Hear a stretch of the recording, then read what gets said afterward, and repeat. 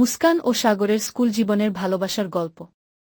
মফস্বলের একটি ছোট্ট শহরে অবস্থিত সোনালী বিদ্যানিকেতন স্কুলে পড়ত মুস্কান ও সাগর। দুজনই একই শ্রেণীতে, কিন্তু স্বভাব ছিল ভিন্ন। মুস্কান ছিল চুপচাপ, স্টুডিয়াস এবং দারুণ আঁকতে পারত। অন্যদিকে সাগর ছিল হাসিখুশি, বন্ধুপ্রিয় আর খেলাধুলায় খুব ভালো। প্রথম পরিচয় হয়েছিল ষষ্ঠ শ্রেণীতে।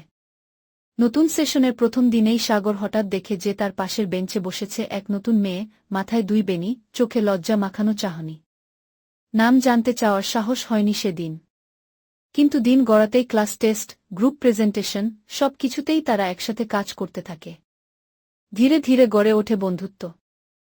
মুস্কান অনেকটাই শান্ত স্বভাবের হলেও সাগরের প্রাণচঞ্চলতায় সে মুগ্ধ ছিল।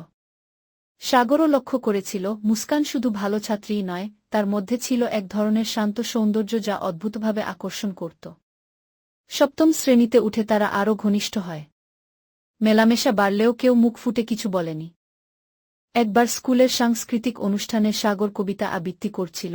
মুস্কান তাকে উৎসাহ দিয়ে বলেছিল, তুমি পারবে, ভয় পেও না। সেই ছোট্ট বাক্যটিই সাগরের হৃদয়ে দাগ কেটে যায়।